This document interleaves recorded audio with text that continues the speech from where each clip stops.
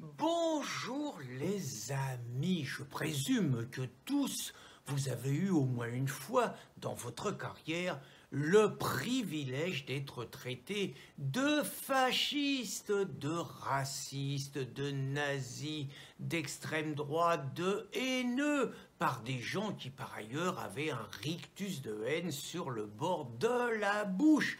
Il faut avoir connu ça une fois dans sa carrière, sinon vous n'avez pas vécu, hein. Et donc la question qui se trouve posée est comment réagir dans ces situations. Mais avant de donner plusieurs pistes, rappelez quand même que ce coup du fascisme et tout est un conseil que Staline, au temps de sa splendeur, avait donné à ses hommes en leur expliquant clairement que quand vous êtes confronté à un adversaire politique, vous le traitez systématiquement de fasciste et que le temps qu'il passe à vouloir se défendre de cette insulte infâme, pendant ce temps-là, il ne développera pas ses arguments et finalement vous aurez gagné la bataille sémantique. Il n'était pas idiot le camarade Joseph, hein, et il faut reconnaître qu'il a fait beaucoup de petits, puisqu'en 58, je vous rappelle que le général de Gaulle était traité de fasciste, je vous rappelle juste qu'en 68, les CRS qui ont réussi quand même miraculeusement dans un climat insurrectionnel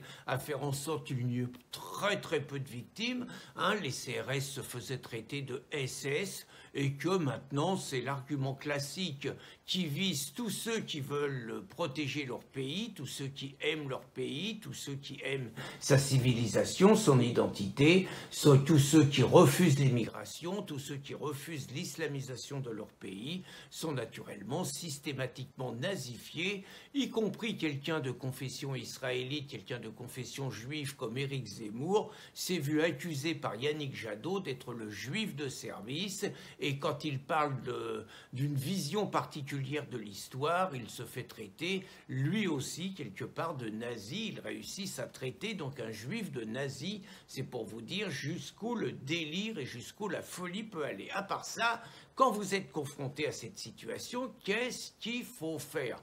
Alors vous pouvez, parce que la plupart des crétins qui vous traitent de nazis, qui vous traitent de fascistes, pardon, ne connaissent pas la différence entre fascisme et nazi. Et donc pour eux, quand ils vous traitent de fascistes, ils sont convaincus que vous êtes un SS et que c'est vous qui êtes complice du fait qu'il y ait des juifs qui aient été envoyés à Auschwitz. Ils ne font pas la différence. Vous pouvez essayer de leur faire un petit cours d'histoire. Je pense que vous allez perdre votre temps à leur expliquer la différence entre nazisme et fascisme, à leur expliquer que finalement, si l'Europe et notamment les Anglais avaient été moins cons, Mussolini ne serait pas tombé dans les bras d'Hitler. Vous pouvez leur expliquer que le fascisme n'est absolument pas raciste et qu'il n'y avait pas de racisme en Italie et que le coup de la race pure en Italie, ça n'aurait pas été tellement facile à vendre. Vous pouvez leur montrer que cette injure est totalement stupide. Je crois que ça ne sert à rien. Vous avez affaire à des hystérodingues et vous allez perdre votre temps. Alors, sinon, vous pouvez aussi lui mettre votre poing dans la gueule. Bon, alors après, c'est l'appréciation d'un rapport de force et d'une situation, une gifle, un coup de boule, le poing dans la figure, ça s'apprécie, mais ça peut être aussi un type de réponse qu'il ne faut pas forcément négliger. Mais je crois finalement que ça sert à rien de se justifier. Vous pouvez rappeler à vos opposants qui vous insultent que leur deuil m'a tué beaucoup plus de personnes qu'Adolf Hitler. Vous pouvez leur dire que le communisme dont ils se réclament, c'est 100 millions de morts. Vous pouvez leur parler de Pol Pot. Vous pouvez leur parler de Mao Tse-tung. Vous pouvez leur parler de Staline. Je ne suis pas convaincu que ça serve à grand-chose. Vous pouvez parler du pacte germano-soviétique. Je pense que ça servira à rien.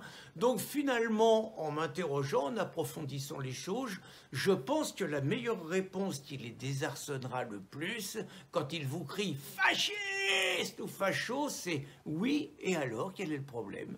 Je crois vraiment que c'est la meilleure réponse, mais ce n'est qu'une réflexion personnelle. À vous de méditer et à vous de commenter. Bonne journée les amis.